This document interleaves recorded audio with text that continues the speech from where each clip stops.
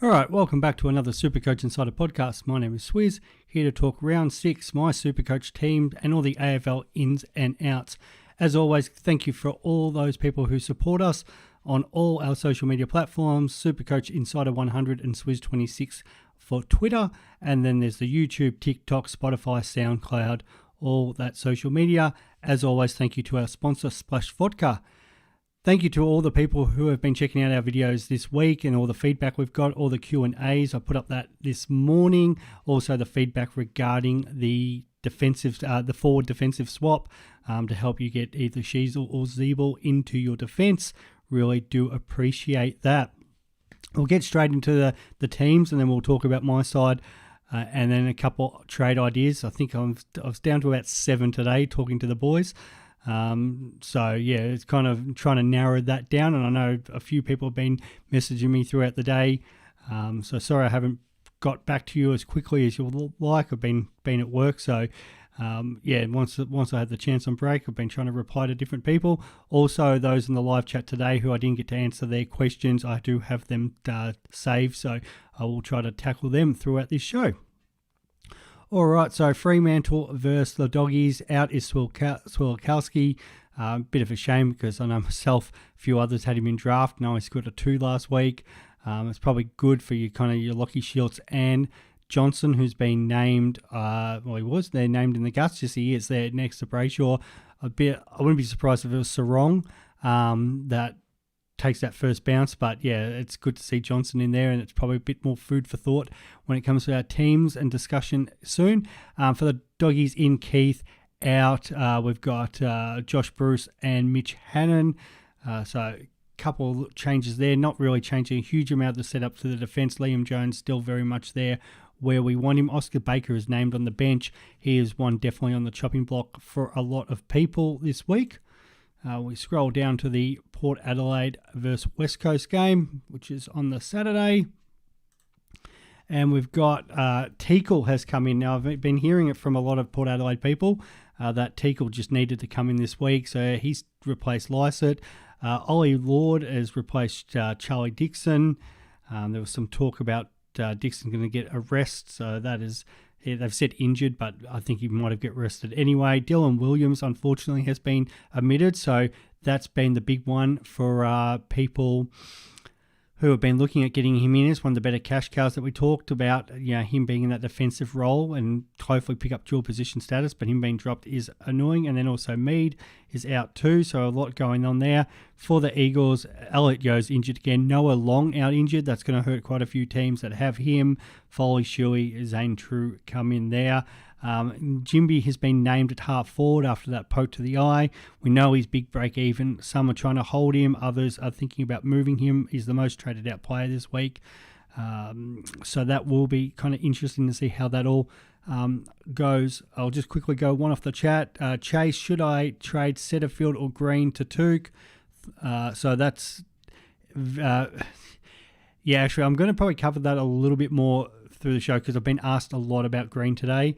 And same with you, Fantasy, with ASC. Thoughts on Mitchell, we will cover that one too. So as we're scrolling down, GWS play Brisbane at Manuka this week. They got the Canberra game. Couple of relevant ones here. Perryman comes back in, but because of Green out, Ralston still keeps his spot. So that's going to be good for those who brought Ralston in the week before. And then for the Lions, Jared Lyons is out again with the sub. So McKenna, Rulmont named there in half back. I know a few are looking at do you kind of move him on. Ashcroft's the other one named on the wing.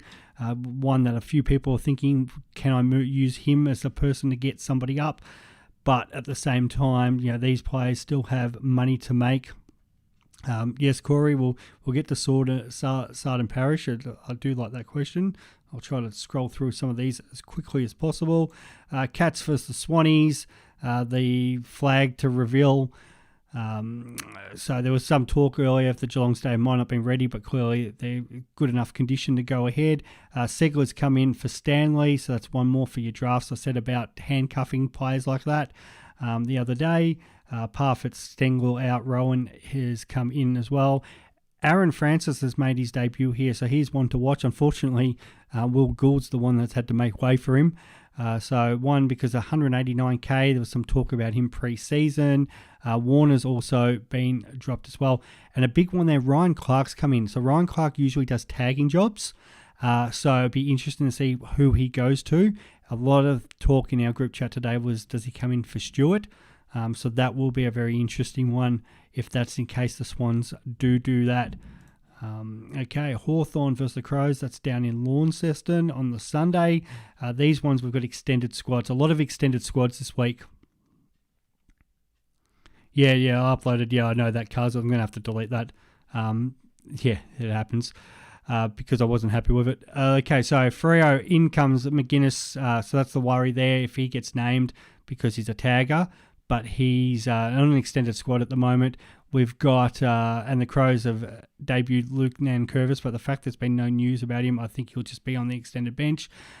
Cam Mackenzie's again on the extended bench, and so Seamus Mitchell.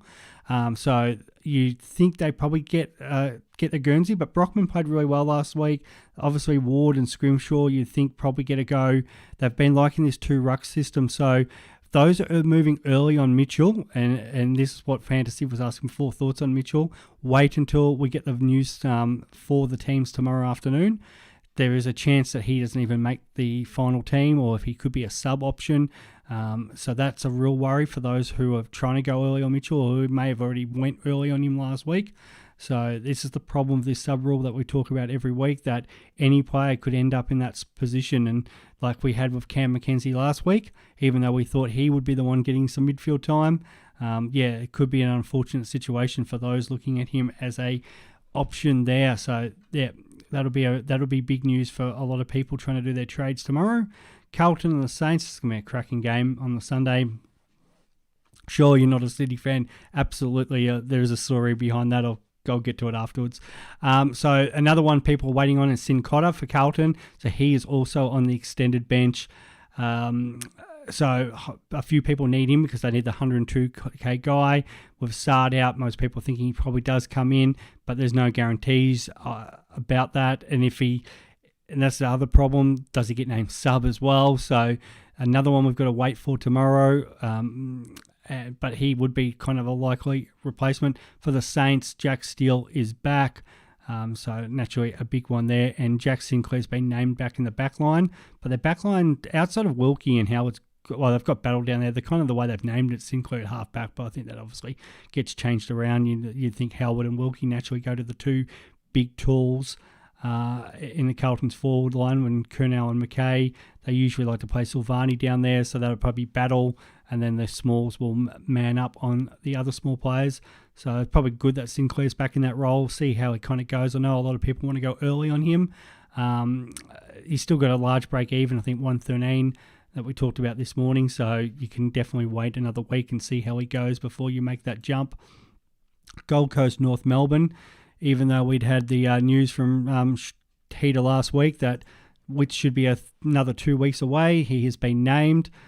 So that's probably a bit disappointing for those who are hoping or have already brought in Moyle. But those who held Wits, that's good news. But it'll be interesting to kind of see what they do there, if they even name Moyle to have that sort of chop out. Is that making them a bit too tall? The big one with North Melbourne, a lot of people are fearful of, is Aaron Hall has been named. So we'll have to wait and see the sort of the impact he might have. His body, it's been like sticky tape for the last few years. So definitely one to it's naturally it's going to affect Zeeble, McDonald, and Sheasel to a point, but how much does that? Do they just see plenty of ball still? Maybe not as much this week, but in other games where they're going to get sort of beaten. The other real issue we probably do have with that is there has been some talk about Sheasel potentially being a laid out. So you need to make sure you have bench cover this week just in case that is. And I've already done the swap, and you'll see in my team where I've moved Zeeble back, but I've kept Sheasel forward because I've got more forward cover than I do back cover. So, and Sheasel playing on the Sunday means you can actually loophole Fergus Green into one of the Melbourne boys if you have Chandler or JVR, if he was to pull out. So that's just kind of a backup option there to consider. And Will Phillips has been named on an extended bench, and I think in that last spot too. So that's a bit of a worry because we've talked about, you got Aaron Hall there on the bench who's most likely to play. Liam Shill's been playing pretty good. Greenwood they have been liking as a sub. So there is they've shown they're happy to use Will Phillips as a sub. So even though he played really well, but he did get that shoulder stinger last week and did struggle a little bit in that second half, even though he played out the game. So one to watch for those who have brought in Phillips. It's really not good news for all these rookies. It's really unfortunate. And the good news does not continue for a lot of super coaches here in Max Gawn, which is awesome. And we've been talking about him coming in this week for the big Anzac Eve match. And then even Lever coming back. Ben Brown has not been named, still not up from that injury. So JVR has been named at full forward. Good for those who brought him in with that break even last week of -71. But Brodie Grundy, now he's on an extended bench. He will play. Don't worry about him being dropped. But I feel like they're going to start him on the bench and then bring him on. Gawn might start in the guts just because he's captain. But I think Grundy still does the bulk of the ruck work. But yeah, that is a definitely interesting one. Chandler's been named on ground too, so we don't have any concerns there. But Grundy owners, a little bit concerned of what sort of output he may now have. But they were only up against Samson Ryan in the ruck, so it might be a case where Gawn plays half the game, gets subbed off, they don't get any other injuries. You still think Grundy should still reasonably well, but sharing the rucks, we've seen what that does do to his score. So that's a worry. And then Collingwood Essendon, we do not have any teams for them. They will come out tomorrow as an extended squad because they are on the Tuesday. So definitely a bit frustrating there because I think the big one there is Davey. A lot of DeGoey owners, I think DeGoey will be fine, so that'll be no problems. But definitely if you're a what would you say if you're wanting Davey or wanting one of those other sort of bomber players to be confirmed, it's definitely a bit of a concern there because we're trying to do our teams and that'll still be an extended squad come tomorrow. All right, we'll just go through a little bit of the group chat and then we'll get into my side and what's going on there. So Chase has gone, should I trade Setterfield to Green to Touk? Green's been a great discussion today in our group chats because of the fact that he's 100 average for the last, you take out his first round score, it's only a flat 100. Now, is that going to be Green's season where he goes 100, 100, 100, goes 140, 100, 100, 100, another 140, and that keeps him between that 105 and 110 all season? And there's quite a bit of potential with that because his disposal efficiency hasn't been that great. So there is some worries. Setterfield, the problem with that is he's playing with no merit this week, so he should go fairly well. His break-even's obviously a lot higher, so you're probably thinking of trading Setterfield at some point.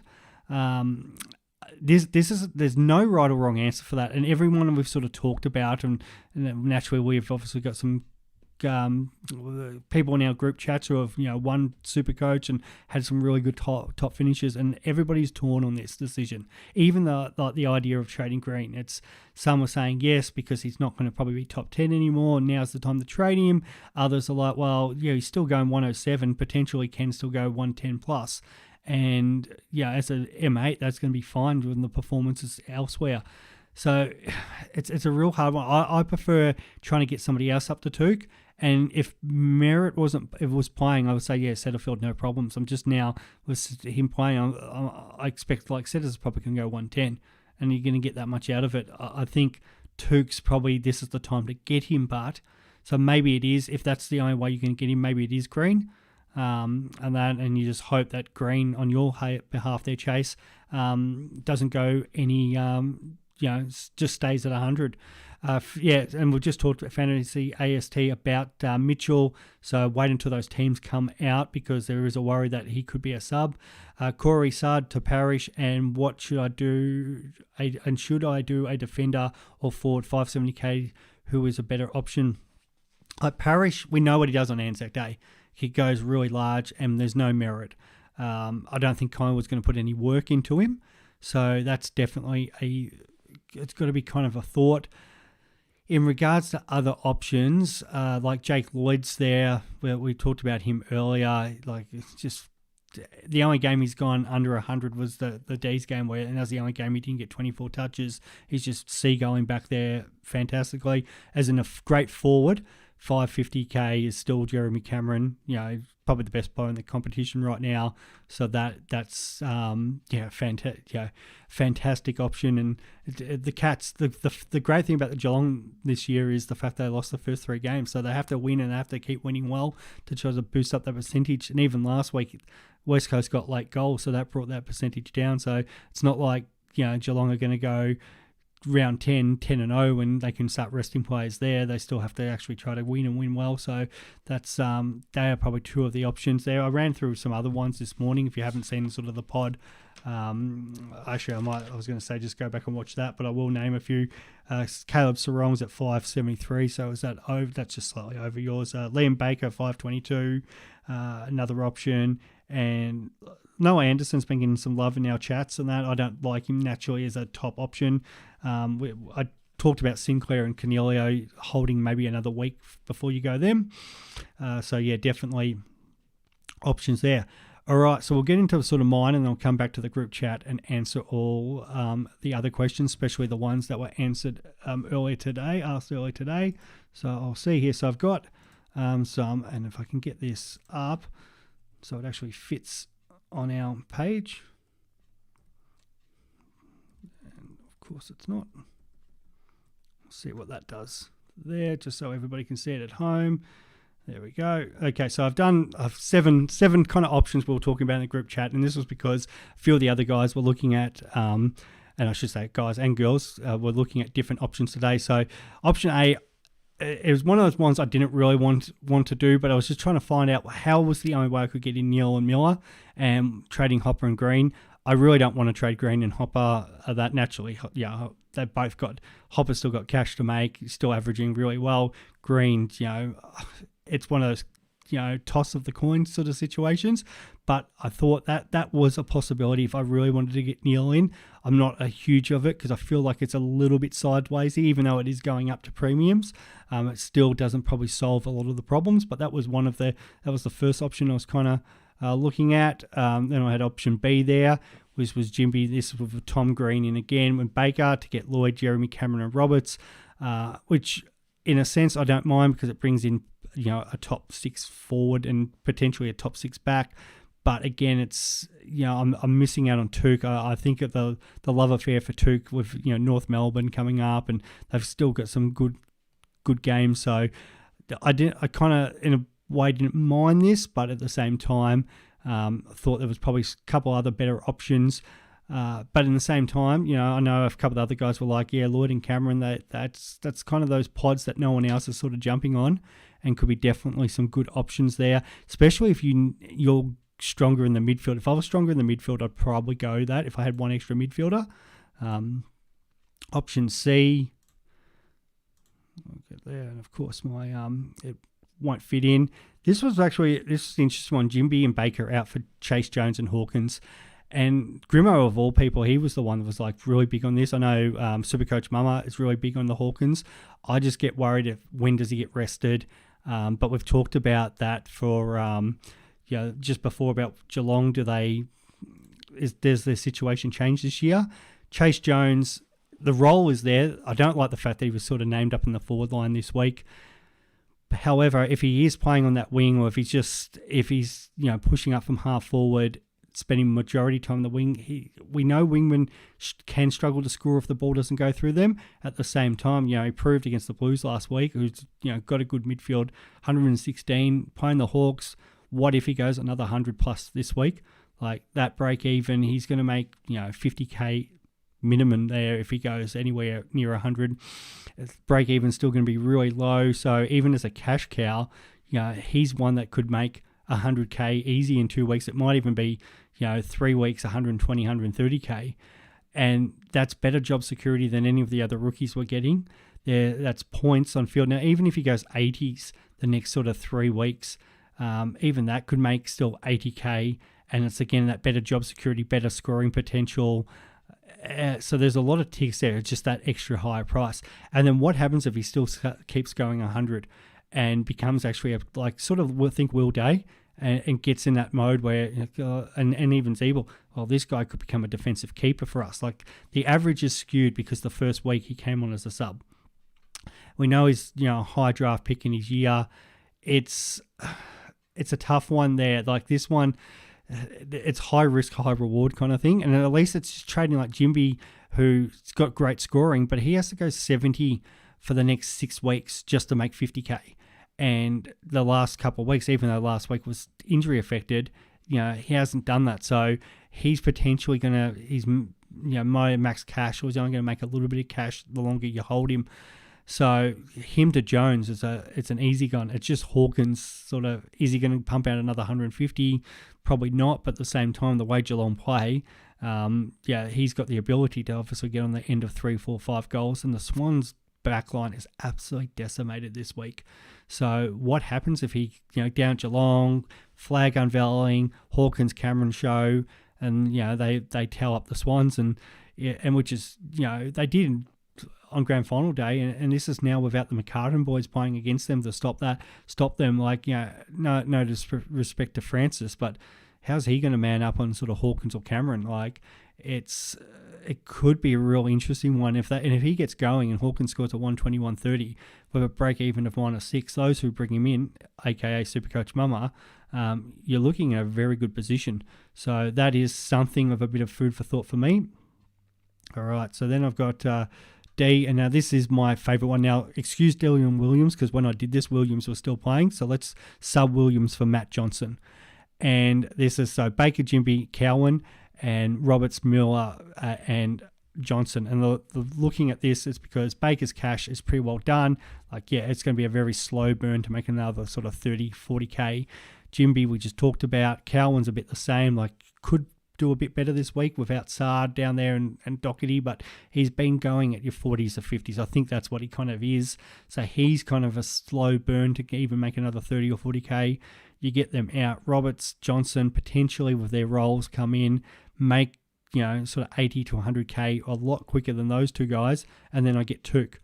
So it's turning one of those cheaper guys into a premium, and that does have a massive appeal. I'd do just the 2 trades, and I'd leave Johnson out if I could afford it, but unfortunately I'm just that bit short of doing it. So that's the one, and that's the one in our group chat seems to be the most popular, to move these 3 guys out if we can do it, to get in Roberts, Johnson and Miller. So there's a bit of love going on there. This was an idea of trading Ashcroft and Green to get in Stewart, which I don't have. So I've naturally got Dawson. I've got the extra midfielder, but I don't have Stewart in. So a little bit of thought, but I really don't want to trade Ashcroft at the moment because, average of 77, still going really well. And I think he's got a lot more cash to make, plus good points. Then I looked at F, which was a simple one, which was Jinby and Chandler into Miller and Roberts. And we talked about before about me only wanting to do the 2 trades. And this was the only way I could do it, was to move Chandler on. But Chandler has Richmond this week. They have North Melbourne coming up. They have such a nice little fixture. And Chandler hasn't scored under his break-even yet. His break-even's 47. But he's been scoring really well. And be it if he gets that role at half-back or if he plays up forward and gets on the end of a few goals, I think he's got a lot more cash to make. So I don't really want to move. I would rather use the boost and keep Chandler than get rid of him. I know he is a bit of a popular trade out. And the last one, which was G, and this was looking at if I moved Ashcroft to get Chase Jones. So I still use the 3 trades, and with the boost, Jimby becomes Miller, Baker down to Roberts as I want to do, but because of Ashcroft being that slightly more expensive than Jones, I could do that. And sort of with Jones, I know Ashcroft's scoring well, but that's probably the one there where I could go, okay, Ashcroft's probably got another 70K to make. Can Jones make a lot more in the same time? And that's probably where the risk is. So I've sort of narrowed it down to, I think we came down to D, F or G. And it's either going to probably now be D or G. So I'm either going to Jimby, Baker out for Took and Roberts. And then now it's just, I'll probably sleep on this one tonight. Ashcroft out.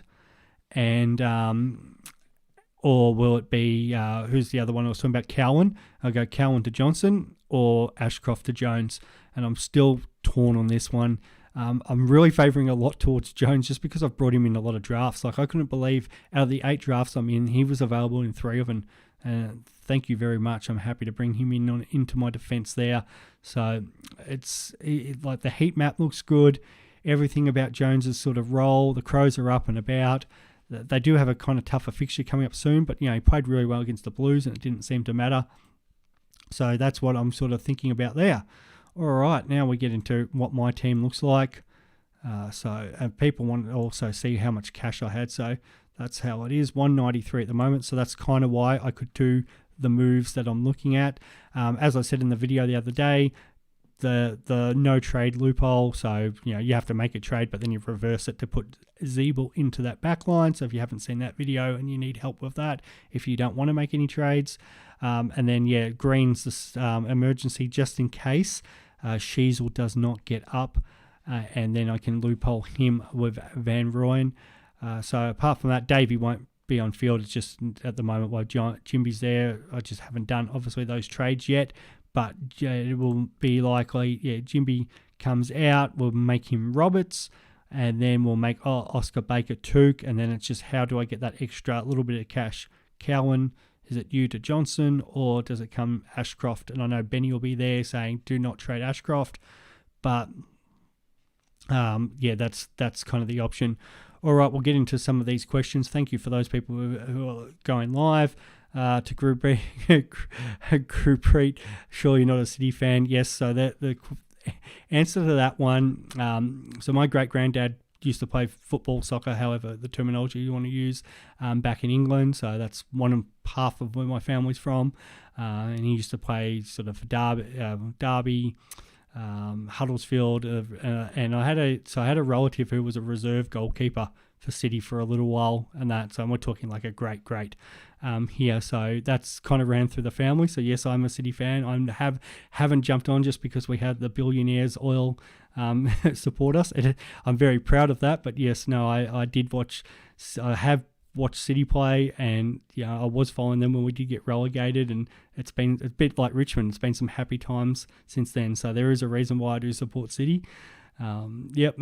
So thanks for that. Fantasy ASC, not a problem at all. Corey, I'm a City fan, good man. And I've got the De Bruyne shirt here too, which I wear sometimes for the podcast. Andrew's gone Hawks backs versus Adelaide forwards. Yeah, that's an interesting one, isn't it? It's an interesting kind of matchup for that game. I think the Crows do a number on them.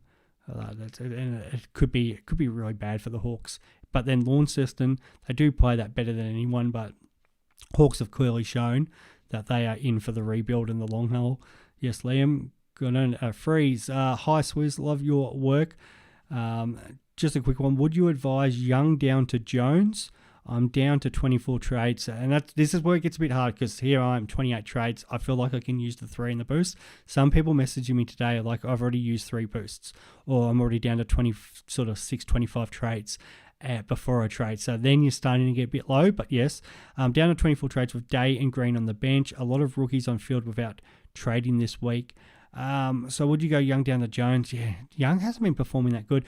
Actually, I should look up and see how much he's actually still worth if somebody in the group chat has it before me. But yeah, it's kind of been a bit disappointing then for those who have wanted to jump on him pre-season, and definitely Ryan's been performing a lot better. I don't like trading out players who are playing, who are meant to be kind of premiums, but when they're not performing, it is a bit of a... So he's dropped 62k, still got a 90 last week, so he's still scoring not too bad.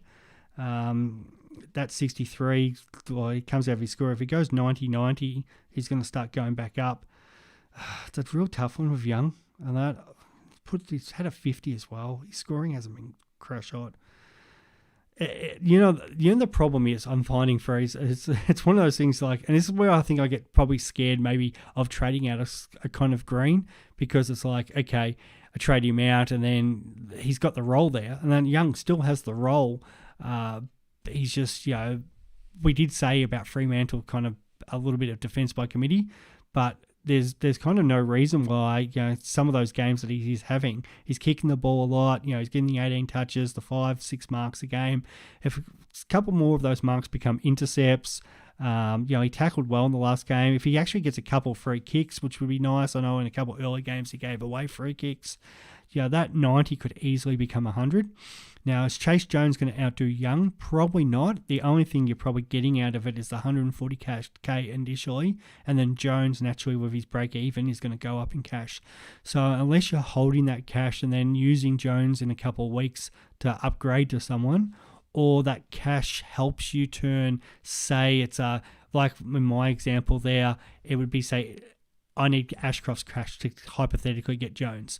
So if you're doing something like that, which would help you get Tuke or Neil, then I'm way more for that. If that 140 cash is doing you nothing, then you probably may as well just hold Young. But he is one in that one tricky positions too. I know everybody loves to trade out players who are unperforming. The Dreamers, would it be silly to trade out Ashcroft instead of Setterfield? I don't think so. I'm sure Ben's got a different answer to that, but I don't. Ashcroft's, like we've just said, he does have cash to make. He's playing on the wing. He does get CBAs. What was his CBAs last week? What have we got here? Brisbane Lions. So 18 CBAs. So Neil had 32. Naturally, there was a lot of CBAs in that game because the Lions kicked 23 goals or something ridiculous. But he's still getting a lot of midfield time. So if he's not out on the wing, he's still getting in the centre. Now, we know that doesn't exactly always equate to points, but if you're around the ball, you have a better chance of scoring. Break even still 44. The Giants, who are missing Green this week, so there's extra points that are going to be available. Everyone outside of that first round where he went 55, 105, 80, 75, 72. So he's smashing that break even. Still got some nice games ahead of him. Like after the Giants, it's Freo, Carlton, Essendon, Gold Coast, Adelaide, Hawthorn. Like that's a beautiful draw. And the other thing with Ashcroft, they've got here on Supercoach, if he averages 77, which is not out of the realm, so he could still make 44, so that's 50k in the next 5 weeks. So it's not too bad. So he might even get up to 400 with it, like a really good game. So it's 70k there. It depends on, I guess, then who you're trading him out to. So that's where I'm going, okay, if I do that, it's Jones. Yeah, he's going to make 70k. For me to make that trade, I'd need Jones to probably outscore him by 30 points and then make an extra 100k. And that's why I'm not completely convinced on that. Where if I knew Chase Jones was going to definitely sort of average, if Chase Jones was sort of Will Day in that position, in that role, and at that price, then I'd probably be more comfortable with the move. So if Ashcroft becomes, say, Tuke or Neil, as we've said, or another premium in another line, then it makes more sense than probably just going Jones. Hopefully that answers that. Yes, Benny, thanks for jumping on. We've got Ricky, thoughts on trading Chandler and Stocker early to grab Tuke. Yeah, Tuke's... The problem is, what's going to happen? Tuke's going to score a 110 or something like that, and we're all going to be disappointed. A bit like when we get Clary, but... it's hard to say no with Tuke. We just saw what North Melbourne, Neil did to North Melbourne last week, and it's hard not to see something similar this week with Tuke, just the way they play and the way North kind of play. Then they've got the Tigers, which Tuke loves.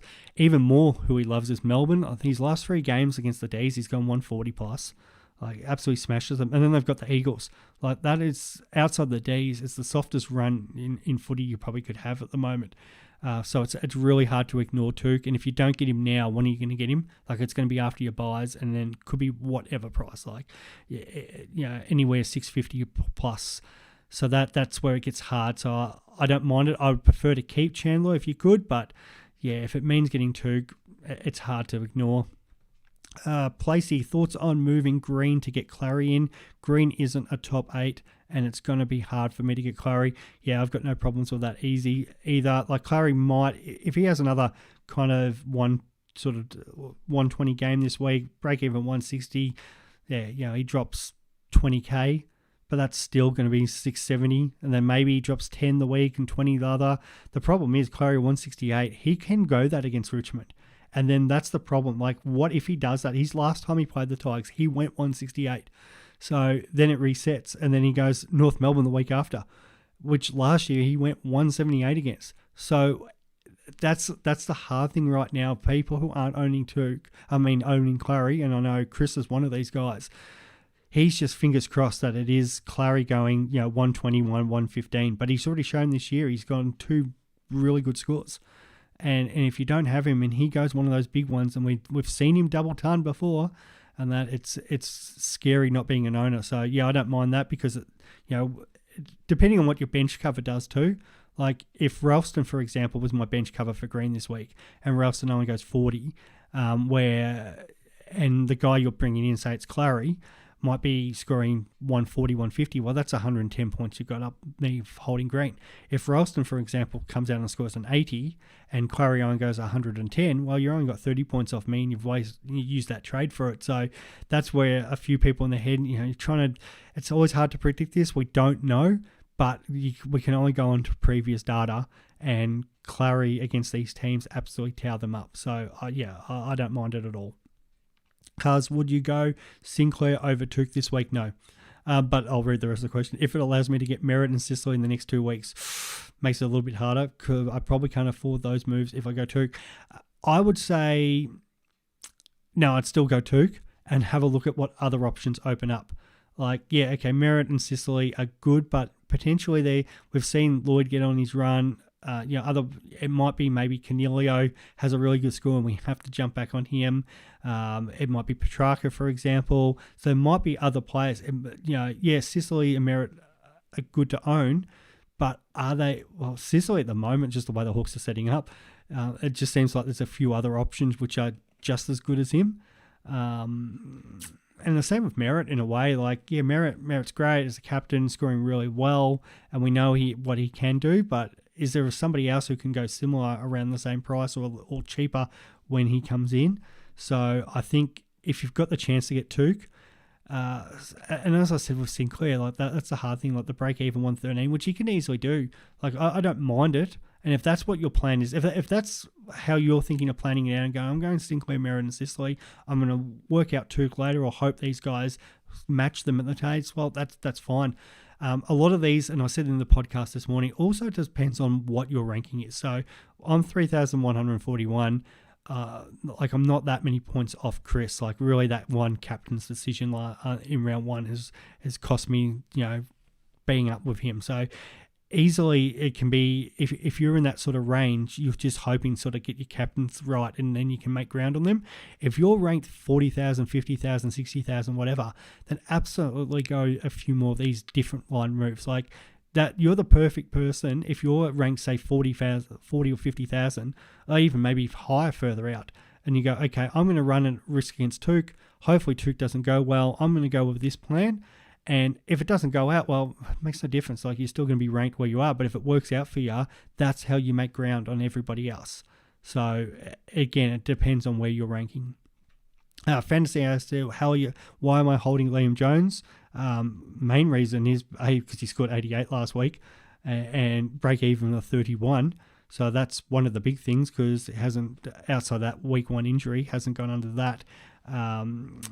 Fremantle with their forward line, definitely opportunities to take intercept marks again. They do have the Hawks and the Giants coming up as well. So I still think he does have some cash to make. And it's just kind of that, the options with him, it's him versus Jimby. Well, Jimby's got a lot of, Jones showed better sort of that scoring when, not maybe this year, but in previous years, we know what he can do, especially in that intercept marking role. And Jimby's going to take that, it's going to be a reset for him to start making cash again. And outside of that, then one of my other options, Baker's that little bit cheaper. Baker's going out before him. If I had to probably choose between Chandler and Jones, that's where it probably got a bit harder, and I'd probably go Jones over Chandler maybe. And that's maybe somewhere I could have done to use 2 trades only. But yeah, I still like Jones. I feel like it's a little Radigalia-like. Radigalia, first 3 weeks, not much, went nuts with that intercept marking last week. So he's gone back-to-back 88s. I feel like Jones probably does the same, back-to-back sort of 88s, resets, gets another few weeks to him. If we can get to the bye to him, that would be awesome. Who else we got here? So we're Cuz again. I don't like trading any of my rookies for Johnson. I have a bad feeling about him. And I said that this morning. It's it's hard because his score was boosted last week because of that goal that put them in front. So that 60 odd, and he only got the 15 touches. So I don't have the greatest feeling about him. The thing that kind of changed my mind with him, he's named in the midfield today, which I think might be just a tease. But the fact that he's been named in the side with Will Brodie, I got the impression it was either one or the other kind of setup they were doing, or even at one point it was neither of them in the starting lineup. The fact that both of them are in there now, I try and think of who's really pushing Johnson out. Like, he probably gets pushed to the bench, at worst maybe pushed to a sub. But I feel like now that he's kind of in. They've wanted him in for a while. He's been in the system for a couple of years, but regarding what he could score, this is the hard thing. Like, is he just going to be that sort of 60 sort of midfielder, a bit like we've had with these other guys? At least his role is in the midfield, like in the centre bounces. So yeah, he's not the one I'm 100% sold, and that's where I was talking about before with the Ashcroft, the Jones, or if even maybe like Chandler and do the one trade. But we've talked about why I want to keep Chandler, so he's nearly the best of a bad bunch. If Dylan Williams was named and looked like having a better role, then it was going to be him. But yeah, unfortunately, it can't be now. Group read, I'm happy to take oil millions at Liverpool. Yes, 100%. You'd even rather take that if you're a Chelsea supporter at the moment. I don't think they can go down as much as I played around with the ladder predictor, thinking that they still could. But yeah, that's good. Alexander Dom, thoughts on Sicily, McKenzie, Tuke, Roberts. So is that Sicily, McKenzie out for Tuke and Roberts? I wouldn't trade Sicily. I've got 14 premiums and prefer not to boost like most. Sicily's going to hit forward. I know he's going to go down, and and Green is back next week. I'd rather keep Sicily and trade Green. Like, Sicily's still going to be in that potential of top 10. I know he's going to drop and people are going to pick him up cheaper, and that was the whole debate with Chris Say with Laird a couple of weeks, or last week when he did that. And I get the idea about looking to climb ranks, and I've got no problems with it. That's where I think if you're going to climb ranks, you're probably better to trade Green out because he's not playing this week. That's probably one way to do it, and try to climb over the people who are holding Green. Widescreen TV, what a great name. Do you think Setterfield, Sard, and Jimby for Stewart, Bontemille is a good choice? Yes, it absolutely is a good choice. The only problem with Stewart is what if he gets tagged this week, and that's going to hurt owners. Ryan Clark, I really hope it does. With Clark coming in, and we've seen he's a little, he can get to him there if they are doing a lockdown role, and they do have options down there. It doesn't really worry them. Duncan, Radigalia, they all come into play there. They've got and it might not. It depends how much ball they're going to see down there. It's I feel like Geelong will be really primed for this match. But yeah, Stewart, Bont, Miller, sounds good. Even if it wasn't Stewart, if you had even a little bit more cash and could get Neil as well. But yeah, I think that sounds good. Jason, any thoughts on Butters? Yes, no, that's a good one. It's been big on the group chat, I think. Ben, not our Ben, but Benny Ash was talking about him today, and he's really big on him. He's their fixture really opens up. Like, they do have West Coast this week, which is a great one to start off with. Saints, Essendon, North, then the D's, and then Richmond and Hawthorn. So no disrespect to Essendon, but that is a home game for Port. But yeah, the Saints and the D's are the tougher ones out of there. But yeah, outside of that, you're playing Hawthorn, North Melbourne, West Coast. That's bottom three there. And Butters was we saw last week what he can do. Like, that goal obviously boosted his score at the end, but he was the best player on the ground till then anyway. The only problem is his body. Like, he's the most frustrating guy to own because he can be absolutely smashing half time and then his body lets him down. And Port Adelaide players frustrate me too, because last week for the first half, Butters was everywhere. Third quarter was all Rosie. Fourth quarter was all Horn-Francis. But I do like him, and it's something, as I said, especially Benny Ash, but a couple other people in our group, in our A-team group, are looking at bringing him in, and I have thought about him. If I needed another forward, if I was desperate on another forward, that's where I was sort of a little bit against the Hawkins move, because, and I even, as I said, thought about Butters, and then I think it's that buy round too. So they've got that round 15 buy, which and if I put it up here on the buy chart, And now, of course, my computer doesn't want to work. There it is. Show buys, playing in round 15. And then you'll see my forward line. So that's, Taranto, Rosie, Sheasel out if he's still around. And even Zeeble, yes, Sheasel could move back there. But it's just another kind of a little bit of a headache that I'm probably thinking away, because even in that midfield, you've got your Bont, potentially still Tom Green.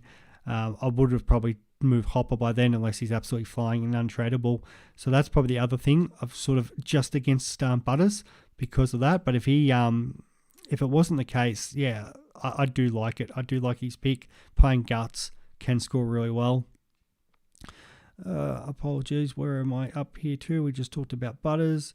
Placey, I'm going Green, Goda, McKenzie, DeClary, Johnson and Roberts. Cool, no problem, Freeze. Because with Merritt as well, and these fixtures their fixtures are amazing. So yeah, no problems, and you don't want to miss out on that. And that is a fair point as well. The Bombers fixtures do open up. Where are we here? Like, obviously they got the Pies, which Merritt's not playing this week. They do have Geelong, Port, and Brisbane. So this is the thing with Merritt. Like, he could still score well against these teams, but after that, so this is round 10 onwards. So they got Richmond, West Coast, North Melbourne, Carlton, Fremantle, Port Adelaide. Definitely some good games there. And then they finish the season with West Coast, North Melbourne, Giants and Collingwood. So at some point, and most years I do have Merritt because I really like him. He's my favourite Essendon player. And most people know that my wife is an Essendon supporter, so I do like owning somebody there that I can cheer. So it's somebody I wouldn't mind getting in. I just don't know if it's yet. Maybe I'll wait until he gets through that Geelong, Port Adelaide, Brisbane scenario and see what the situation is. But no problems if you want to get him now. Fantasy ASC, I think I miswrote. I meant, what made you keep Jones after the injury and poor score? Oh, yeah. Problems. Well, it was only the thing with the scores in round one. Like, it's the great round for him to have a poor score. Because because that's going to be out after that first price rise. And I had a lot of faith also in Jones about, we talked about the last 5 years, had last year off, but before that he'd averaged between 66 and 77. So I thought, once he sort of gets settled in that Bulldogs lineup, he starts gelling with his teammates, the good scores will eventually come. And yeah, so that's why I ended up keeping him over maybe a couple of the other guys. DK, get Took through 2 trades or Sicily and Sinclair in 2. Yeah, like I'm huge on Took, so I'm a little bit biased on here, and I feel like Sicily and Sinclair are still going to drop some cash. But I get if you need defenders, and that's something you can do. Yeah, it's Sicily in 3. Yeah, I'd still go Took. If it was in 2 trades and Sinclair and Sicily, yeah, I've got no problems. But yeah, I'd go Took. Levi, have we spoken about Francis? I quickly touched on him, but don't bring in guys after that haven't even played a game. I would wait on that one and see how he goes, because what happens if, Paddy McCartan, it's really sad what's happened to him, and that I really hope he comes back, or even just whatever he chooses to do, good luck to him. But if Tom comes back in, does that mean Francis goes out? Yeah, I'd wait and see. And I think, did Rampy even get named this week? I don't think we touched on that, but I'm pretty sure Rampy's not named still. So that's 2 guys that come back in that Sydney lineup. And as I look through that back line, yeah, there's no. So how many games does Francis still play? So I'd wait on that. Hugh, Grundy still a hold? Yeah, hold him. They're playing against Richmond, Samson, Ryan and Ben Miller.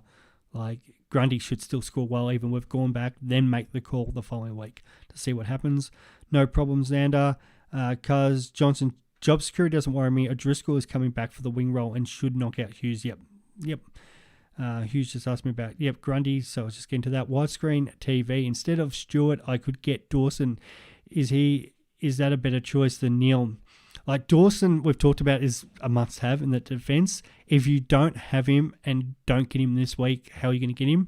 But if you've got the option, I'd go Neil. Like, guys, just scored 177 and flying. But the question is, it's only because Neil's going to sort of go up, but then how do you get Dawson in? That's the same question of how will you get Neil in come his time. It's a tough one, because I'm really worried. What if Dawson, there's a potential Dawson gets tagged this week and goes sub 100, and you'll be laughing. If he doesn't and he goes another massive 130 score, he's just out of range for you.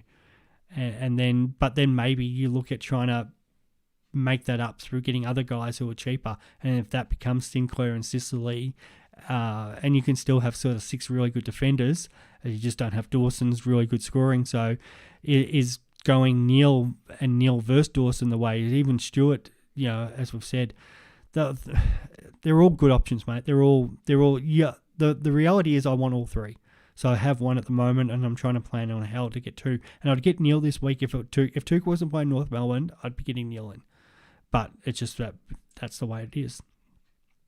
Because Freo don't have the greatest fixtures coming up, and the 67 did come clutch, and that, so I can't see him making more than 50 to 70k. 100% get that too. So I think Johnson will be a slow burn.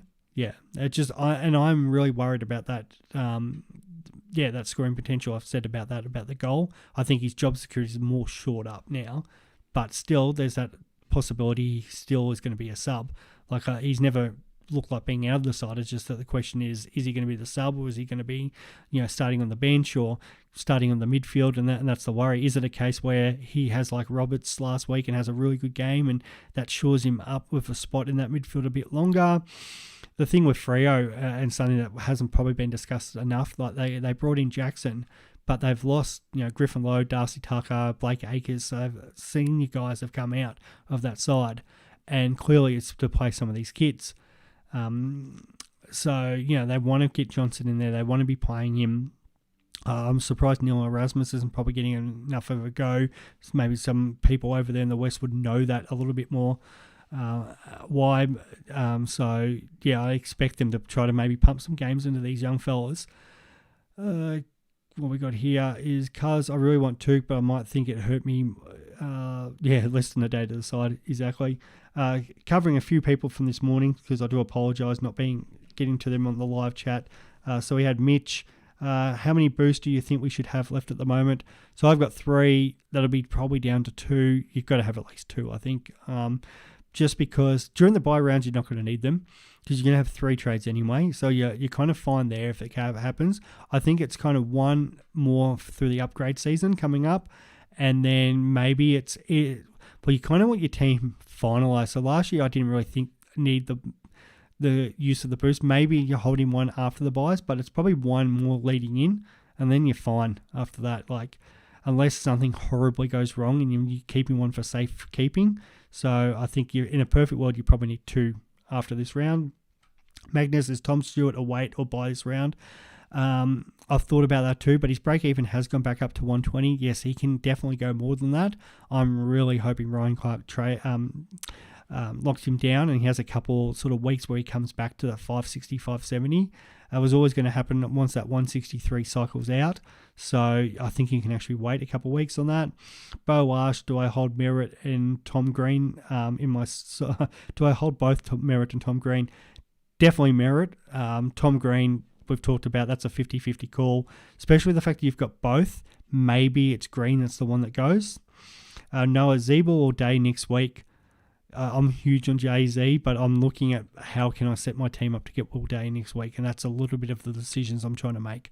So something to consider, but I'm so big on Zeeble because he gets kick-outs. They are terrible, and they are trying to learn a new defensive structure, and they're just going to leak points all day. And if he's playing backline and he's that solid head down there, he is going to continue to score. So, I'd say Zeeble over Day. No, I don't have the clash for Sinclair, so that makes more sense on that. Charlie Livingston, what would you do, Ashcroft to Tuke or Baker to Sinclair?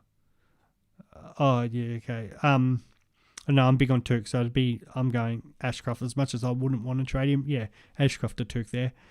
Sam, who do you reckon's the best rookie other than Matt Roberts? Well, we did originally talk Dylan Williams, but he's gone, so it is Johnson, unfortunately. And that's the hard thing, because the best one next week is Seamus Mitchell, and there's no guarantee he'll play. So realistically, the actual best rookie is Chase Jones, just for his break even, but he's 308k, which is unfortunate. Magnus, Noah, wait and see how Hall impacts Zeeble role. So that's not a bad advice. I still think Zeeble and Hall just wax with each other. They did 2 years ago when they played that role together. So I'm not so much worried about that. I was more worried about what they do with Sheasel. They keep him back at half back and let him continue to develop. Does he get rested this week? Do they trial him in another role, maybe on the wing, put him at half forward? And I think a bit of an experiment will be with that. So thank you for those questions this morning, guys. The Duke, DeGoey, Sinclair, or Parrish? I'd probably say Sinclair. You could nearly hold. I haven't been big on DeGoey all year. It's the like great role playing in there. But if he had forward status, I'd be saying 100% got to jump on this guy. But I just worry about what point does he start playing a little bit more forward? DeCone would start mixing and matching. Can his body hold up? And can he still go that 100 plus all season? Like, fantastic player. Love watching him play. But I just don't know if he's that sort of top 8 guy that we're looking at. So I don't think it's him. Parrish definitely has upside. Just the effect of Setterfield being in there. But this week obviously won't affect that with Merritt out. And Sinclair, I kind of want to look at Sinclair, break even of 113, just what it's like with Steele back in the role and how he goes. Like, what is if he's only going sort of 9,500? Like, he's looked good again, but he's been playing, because Steele's been out, there's sort of been a restructure. So you've got a week to look at Sinclair. So if you need to jump on one this week, I'm going to say probably Parrish. Is a must-have to have Day? No, it isn't that, but I do like the role. He's definitely was their number one CBA guy, and I really like the fact once Sam Mitchell said on Footy Classified that we're getting time into this guy in the midfield. So still at 450k, it's a defender there who could be easily a D6 at the end of the year, and at 450k, I'm happy to see enough data there. The Duke leave the 150s for me. That's good. I think that's all from the questions on there. I'll just double check if there's a few late ones coming on through Twitter, but I do appreciate people sending them, and I have had a couple. Kaz has asked me about Sin Cotter, so I'm worried about here, but from Isaac Place. So he's gone, he's actually asked me about his side. Here's how my side looks. After me, my Green to Kyrie trade, as well as going Gota and McKenzie to Johnson and Roberts. So, and he said, I need to look for some value picks in Day, who I want next week, and also possibly Canelio.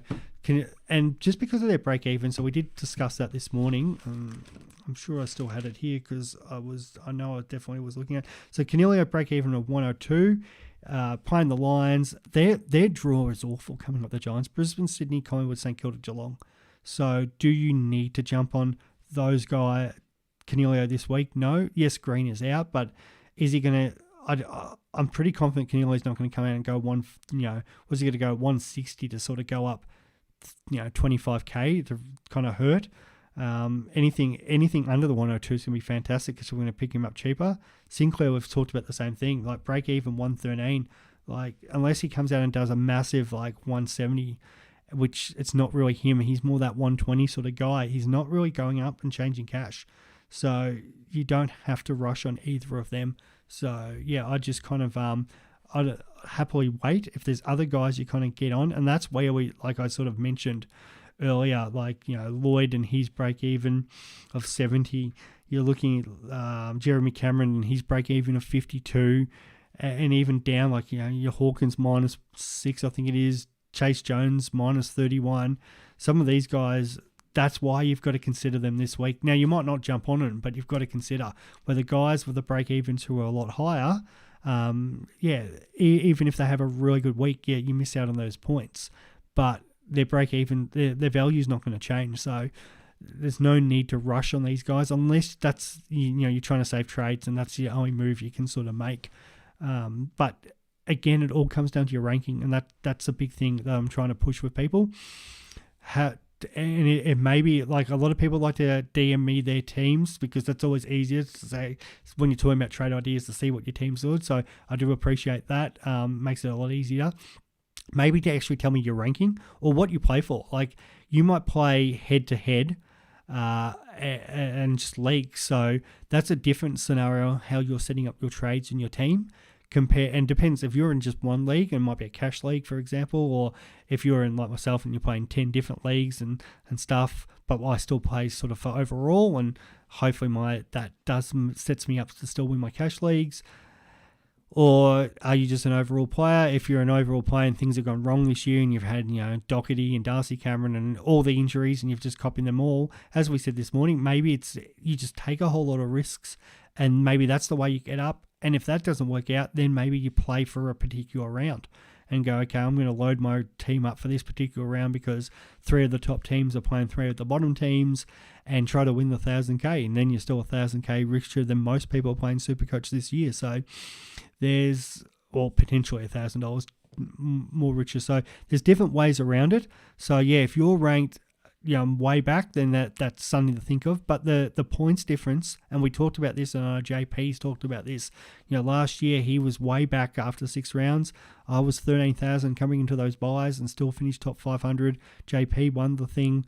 So you can be further back, but then it's the decisions you make. And if everyone this week's jumping on Took, maybe it is you do something different if you're further back. If you're ranked like myself and you're inside that top 5,000, yeah, you take that risk and it pays off. Awesome, because you're going to be right up near the top of the leaderboard.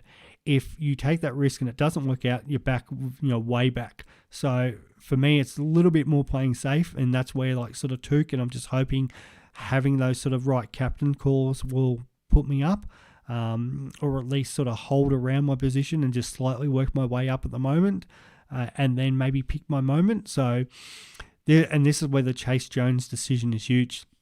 And Chase Jones versus, say, an Ashcroft is massive, because if Ashcroft continues to plod away, and we saw this last year with Dacos, like a lot of us, including myself, moved Dacos early, and those who held him got really rewarded. So if you hold Ashcroft and he keeps plodding along, and if he even improves, and we know how good of a kid he is, and he starts going 90s and you miss out on that cash gen and the points, that's where you're going to slip behind. If Ashcroft just plods around and only starts, tires a little and goes 65, 70, and that sort of becomes him, and you've made that move to, say, Chase Jones, or you've made it and upgraded him to someone else, and that player just absolutely goes off, well, fantastic. And that's where this is the Himmelberg decision from last year. We saw Himmelberg, bang, move the centre-half back, intercept marks, the big 170 versus North, and then just went smashing it.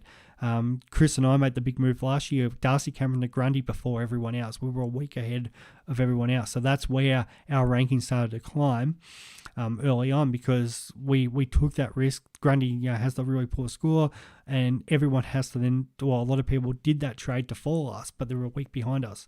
So already where we were making moves that other people couldn't get, because you've taken that risk and it's paid off. So there is a lot of, it's no different to buying houses and stock and all that, obviously, and this is more a game where that's can be real life, big money investments and stuff, but it's the same sort of situation where, and it is a little bit of buy low, sell high, but the difference is sometimes buying high gets you the points that you need. So there's no right or wrong answer, but it all these things play into it. To Kev, do I go Johnson this week or wait for Wagner? I'm still not convinced on Wagner either. Like, at least he was playing pre-season, so that's something. But he looked so bad with the ball. Like, he absolutely butchered the ball last week. So we should be looking at all these rookies next week going, oh yeah, we got Mitchell, we got Wagner, we got Sturt and that, and just doesn't look the case at all. Like, and Wagner might clean it up this week, and so I would definitely wait a week, because if Wagner puts out a really good score, that's much better. You'd rather the better score in the second week. If you have to get somebody, like, you'd rather Roberts, but yeah, Johnson's unfortunately the only other obvious one at the moment, unless Seamus Mitchell does get named and the role looks really good. But yeah, unfortunately, he's an extended bench, so he's going to probably just be listed on the bench anyway, and we're going to have no confidence with that. And as I said earlier, the worst thing would be if he's named as the sub. It would absolutely kill rookies for next week. So I feel like that's most all the questions there. So hopefully you've enjoyed that. And we will definitely see what happens tomorrow with these late teams. Follow that. The last thing is, vice captains and captain options this week. For me, it's probably as simple as Bont, vice captain tomorrow. I know a few people may be thinking Timmy English, which is fine as well. So that, I think, Bont's the obvious one. I don't think Freo are going to tag him. Sarong has done that in the past, but he's more ball winner this year. Aish, I don't think he can go with Bont anyway, so that's my VC. Captain is easy. Clary, if you have him. That's just an absolute lock. If you don't have them, one of the Adelaide boys, just hope the one you choose isn't the one that gets attention. But Laird or Dawson, pretty confident. I don't like captaining guys like sort of your Dacos and stuff like that. I prefer vice captains them. One of the Lions boys against the Giants too, Dunkley or Neil would be good too. Or the other one is Took. Took against North Melbourne. The only issue there with Took is, I would potentially consider Took. It's the Sunday game, so that means I need somebody out of the Melbourne, Richmond, or Collingwood, Essendon, and that's kind of Davey. Now I think Davey comes back in, but if Davey was left out of the team completely, which I don't think happens, then I would put the VC on Took and then into Oliver. But if Davey does play, Bont into Oliver. So that's it. Oh, no, what trades am I considering? Yeah, I talked about that earlier, but that is Took's coming in for Jimby. Out also is Baker for Roberts, and then I just need some extra cash to make that happen because I don't want to move Chandler. So that's just a question of, is it Cowan down to Johnson, or is it Ashcroft down to Chase Jones? And I'm going to sleep on that one tonight because I'm not sold either way. It's one of those things. I think I'm sure I'm going to overthink this one, and I'm going to choose the wrong one, as I always seem to do, because 50-50 calls. Probably whatever one I decide, and I'll tweet about it tomorrow. Decide to do, get on the other one because it's a sure thing. All depends on Davey. Exactly, Luke. 100%. If Davey doesn't play, that'd be fantastic. Not great for cash thing, but I think he does play. But yeah, that would be good. So that's good. Oh, yeah, and Supercoach Pro, go Tigers. Yeah, hopefully we win this week. Yeah, it's not going to happen. Think I'll hold Jimby. Yeah, that's fine as well. And just hope he doesn't get subbed, or hope he doesn't, pulls in a good score. So definitely. Definitely not trading Tom Green, but I'm not. I've come to terms with he's going to stay on my side. If I had more cash, if I could get, the only way I was trading Tom Green, if by doing Roberts down and then getting thinking up to Jimby up to Took. If I still had 100k left, or 70k left after that, then I would have gone probably Tom Green up to, say, Stewart, or Tom Green to Neil.